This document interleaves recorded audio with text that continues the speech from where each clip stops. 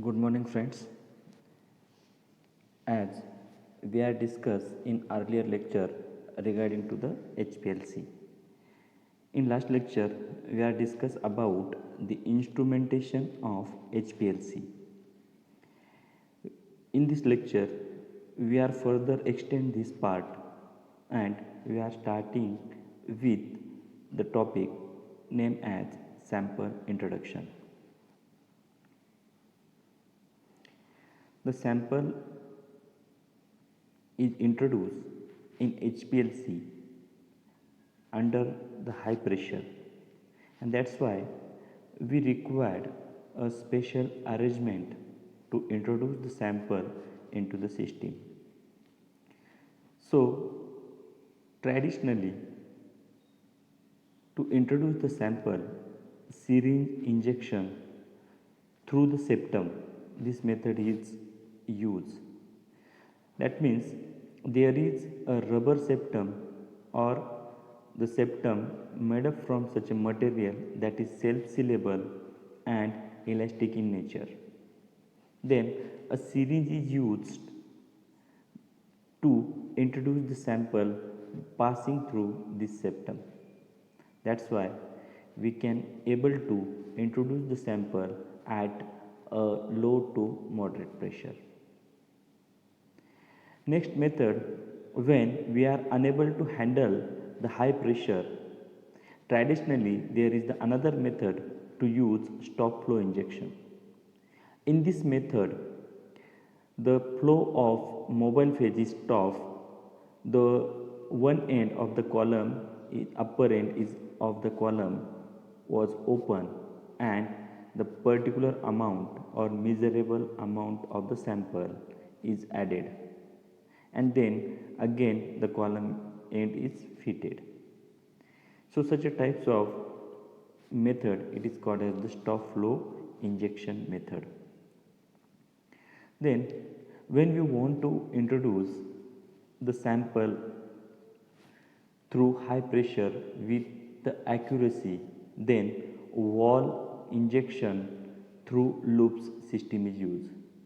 That means a particular volume wall and loops are used to inject the sample at high pressure.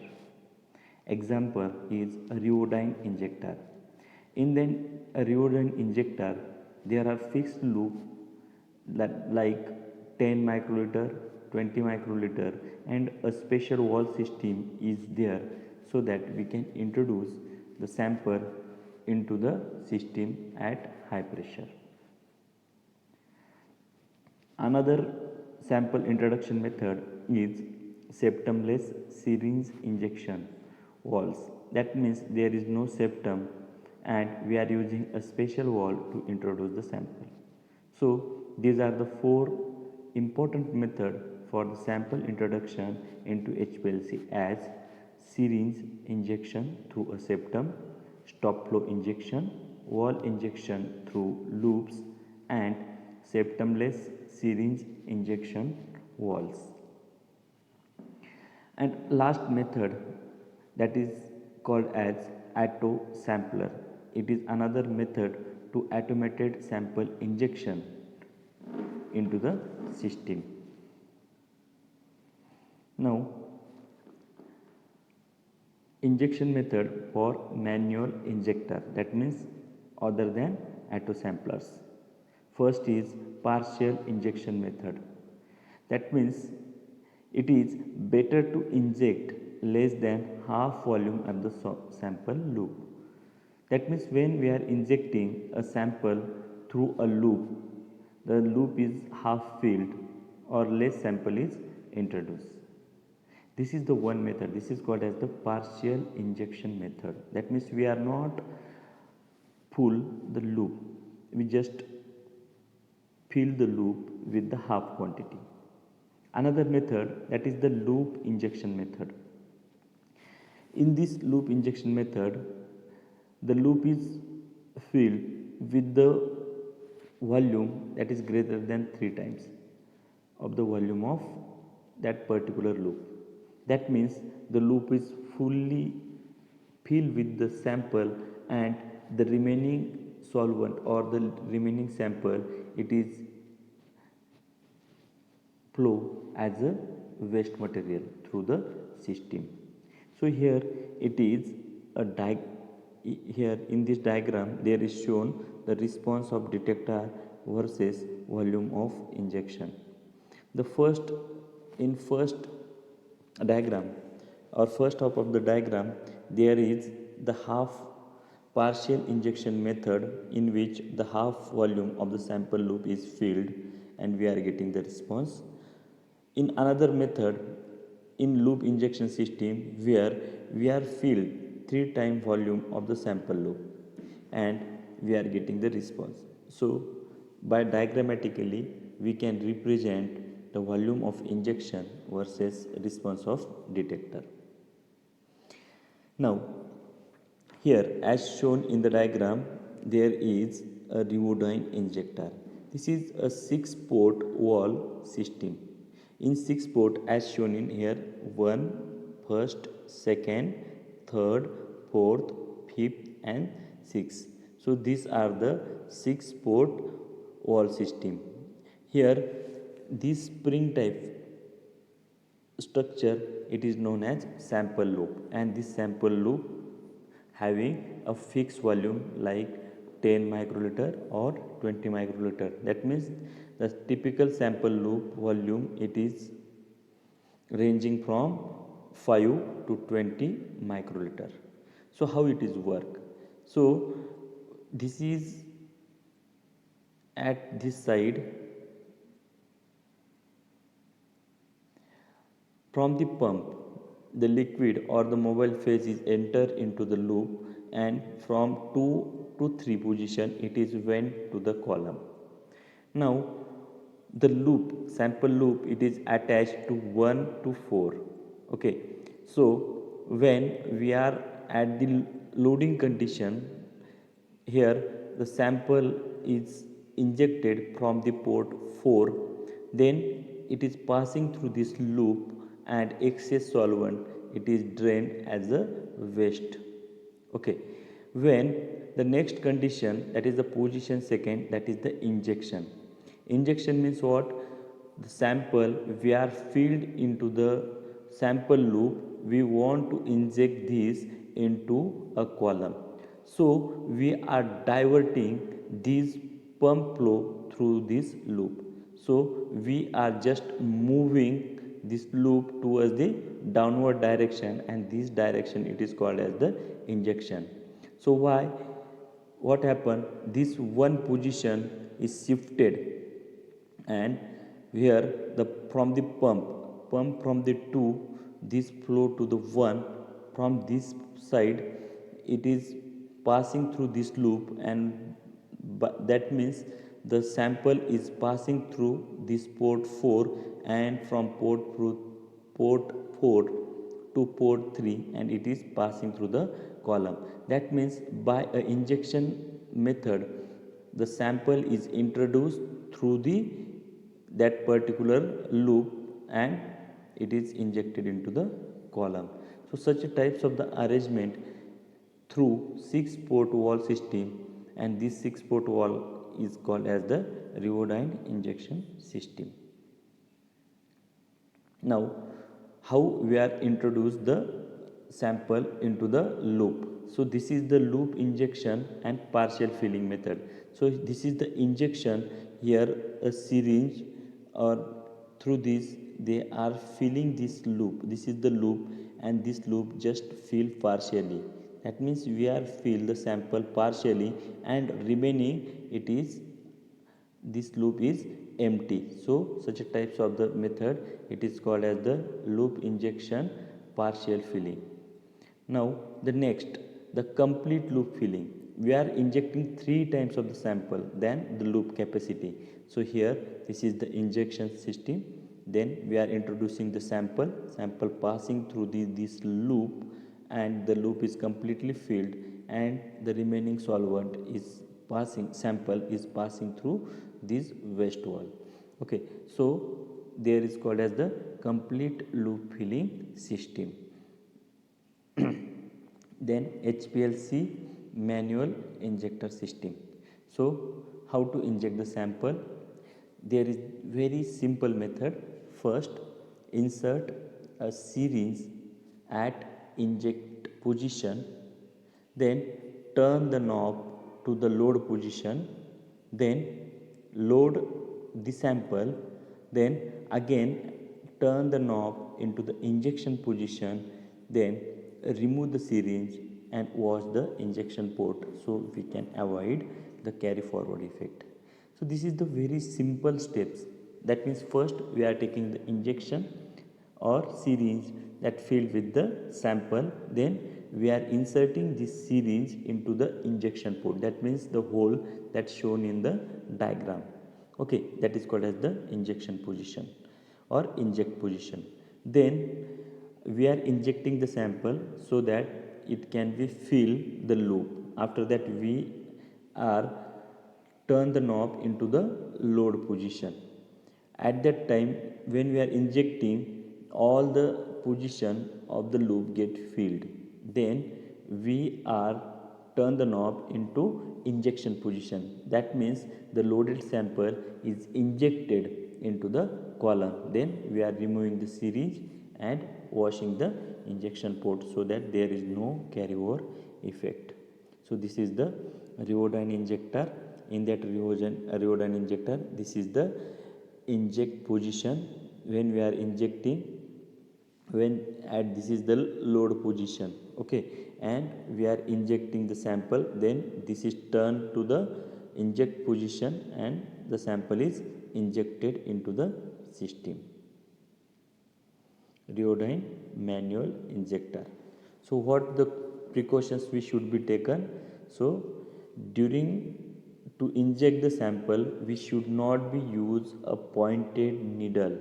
Okay, and the needle end should be a plain, or it should not be having a very sharp point, so that it cannot be damage the wall system.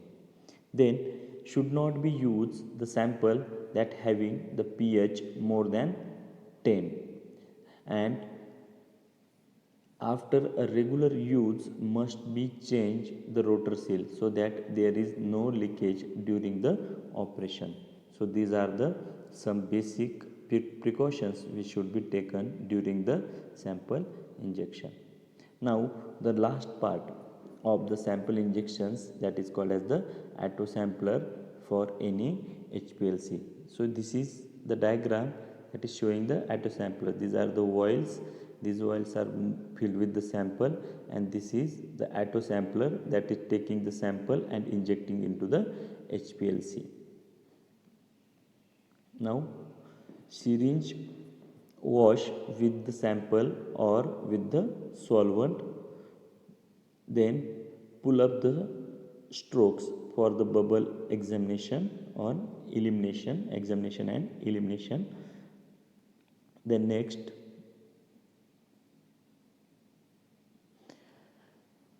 controlled filling and injection speed and internal standard technique. So this is the basic of auto sampler used in HPLC. So first we are washing the syringe with the sample with the solvent. Second, we pull up the stroke so that we can examine the bubble and eliminate them. Then control filling of the sample and injection speed should be maintained. Then internal standard technique should be used. This is the another photograph of auto sampler, how the sample is introduced by using auto sampler. HPLC auto sampler injection. This is the another diagram. In that diagram or in this picture, the auto samplers are shown. So sample aspiration. So this diagram show the sample introduction or sample aspiration. As shown in here, a sample vial is there. So this sample vial here, it is aspiring the sample, and due to this aspiration the sample loop is filled. This is the sample loop. This is sample loop is filled, and for the aspiration we are using a measuring pump. That means a measuring pump is used to aspire the sample and a particular sample loop is filled. Here the low pressure valve is there. In that low pressure valve, rinsing port is there, manual prime and rinsing solvent is there. Okay, so here is the filling of the sample, and this is called as the load condition. Then here sample is delivered through the pump. After the pump, it is passing through at wall number 6 and 5, and then again column, and this is a rinsing, low pressure rinsing wall. It is here, it is used for the waste or it is used for the draining purpose. So this is the general assembly, and this is the load condition of auto sampler. So it is a simple mechanism. Sample is aspired through this position, this sample loop is there, it is filled, and the excess sample is passing through this measuring pump and it is went to the waste. So there are two types of the valves are used, a low pressure valve and another is the high pressure valve. Okay, now the next one. Now this is the injection condition.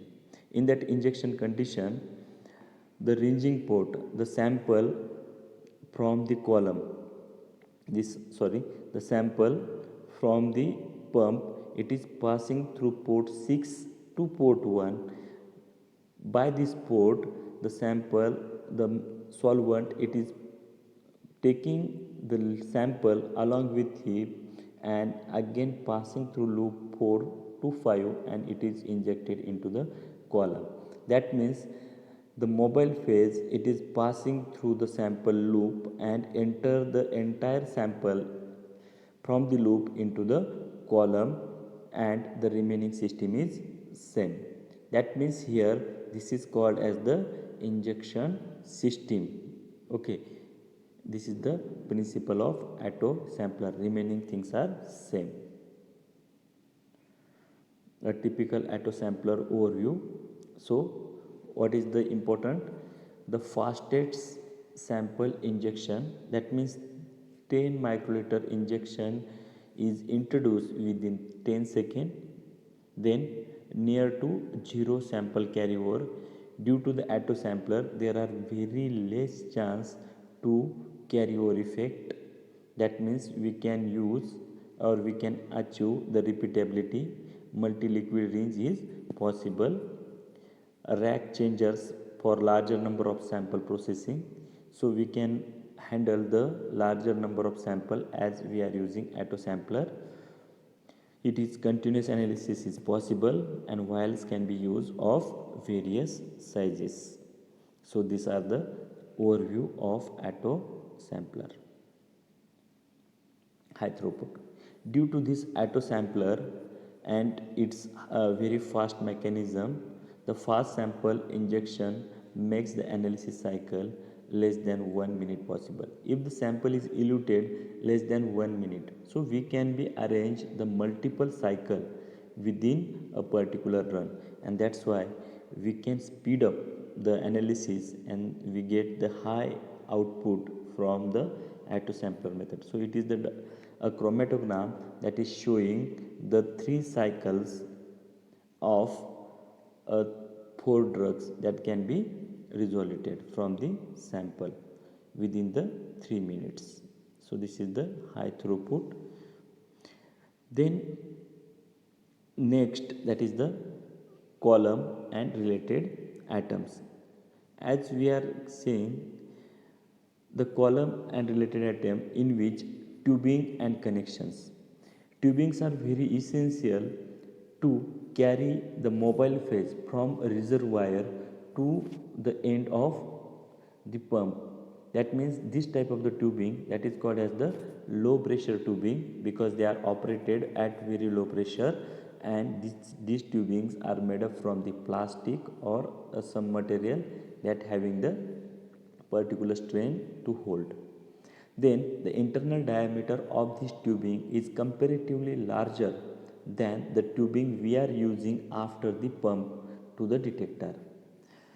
Second, the tubing we are using is always or in most time they are opaque, so that the less effect of the light should be on the solvent should be take place.